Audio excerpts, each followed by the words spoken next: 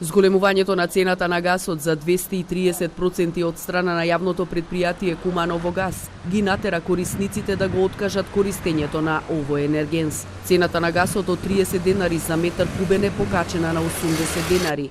Или ако едно домаќинство месечно плаќало 2500 денари, сега ќе треба да плаќа над 8000 денари. Освен приватните корисници, услугата во Куманово ја откажале и повеќе правни лица. И болницата распишала тендер за снабдување со газ, но во меѓувреме го повлекла, информираше новиот директор на Куманово газ Марко Митровски.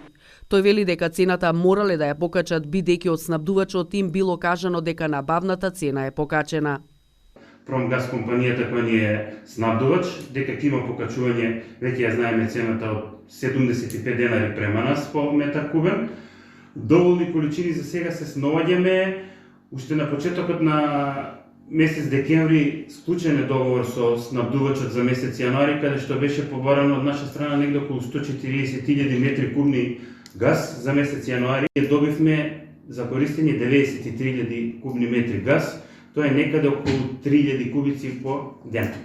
Меѓу правните лица карактеризирани како поголеми потрошувачи кои ја имаат откажано услугата се библиотеката Тане Георгиевски, домот за стари лица Зафир Сајто, градинките Развигорче и Синоличка, а најава за откажување има и од гимназијата Гоце Делчев. Директорката на детската градинка Ангел Шајче Марина Алексовска во врска со откажувањето на затоплување со газ вели дека така одлучиле откако од претходниот директор на јавното предпријатие Куманово газ добиле информација дека не само што цената на гасот е многу зголемена, туку и дека имат ограничена количина на газ.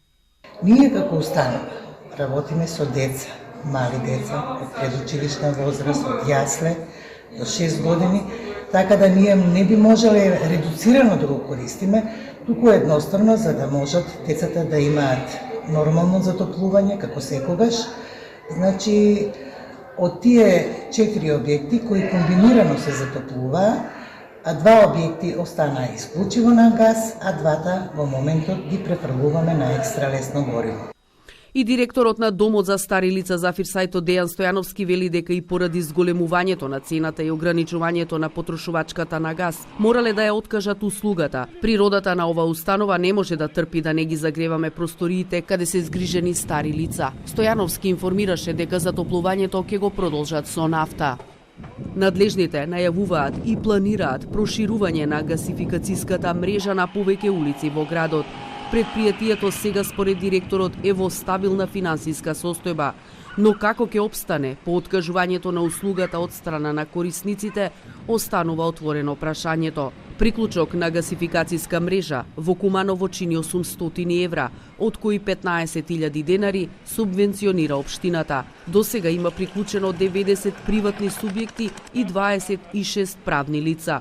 Надлежните се надеваат дека болницата ќе биде следниот и еден од најголемите потрошувачи на газ во Куманово. Вели Митровски, кој е првиот назначен директор на јавно предпријатие во Куманово, кој доаѓа од редовите на ВМРО ДПМН. Предходно функцијата веде директор на Куманово газ ја извршуваше Никола Денковски од СДСМ.